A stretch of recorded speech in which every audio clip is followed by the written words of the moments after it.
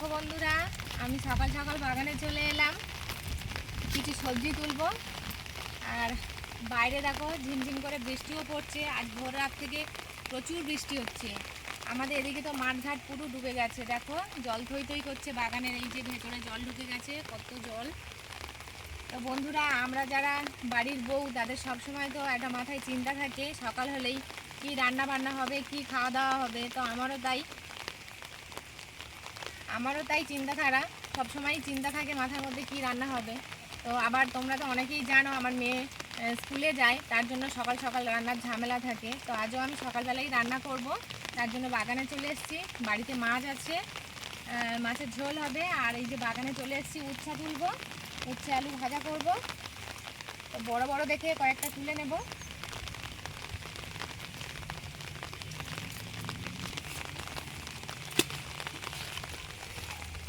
প্রচুর জল হয়ে গেছে, সকালে একবার আমি ভিজে গেছি, তো তখন প্রচুর বৃষ্টি হচ্ছিল বলে আমি আসিনি। এখন এলাম, তাও এখনো বৃষ্টি থামছে না।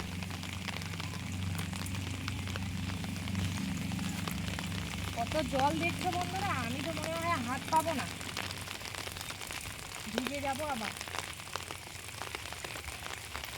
অল্প হলেই হবে।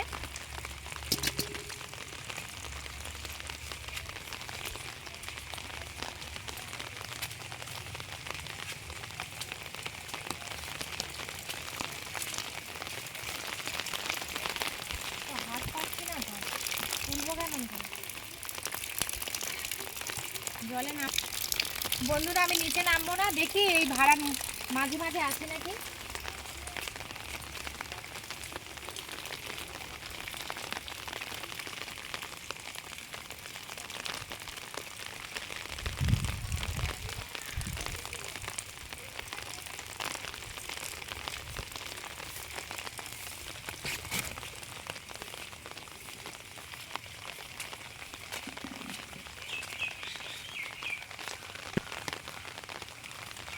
বন্ধুরা দেখো, এগুলো সব উচ্ছে গাছ, আর ভিতরে ভিতরে শসা গাছ ছিল।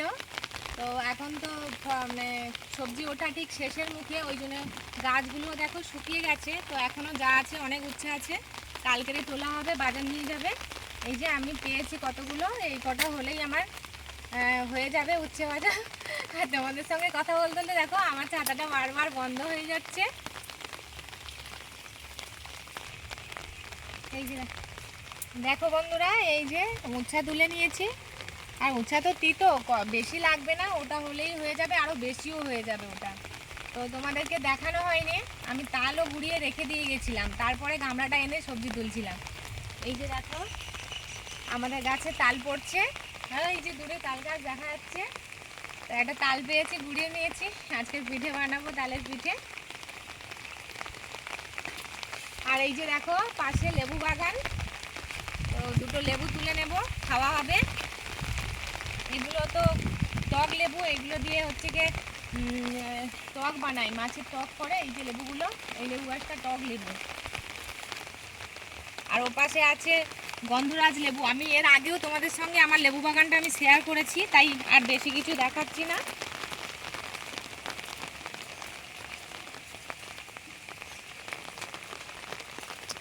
দুটো পাতি লেবু তুলে নেব, কারণ পেকে গেছে, যদি না তুলি লেবুগুলো তাহলে পড়ে যাবে, নষ্ট হয়ে যাবে।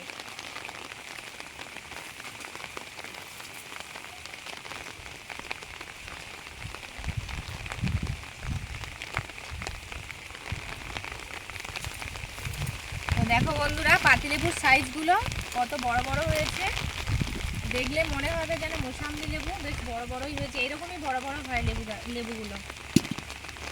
তো বন্ধুরা, সব তোলা হয়ে গেছে, আর আমি অর্ধেকটাও ভিজে গেলাম। আর প্রচুর এখন ওয়েদারটা আরও বাজে হয়ে গেছে। আজ সারা দিনটা বৃষ্টি হবে, কালও বৃষ্টি হওয়ার কথা আছে।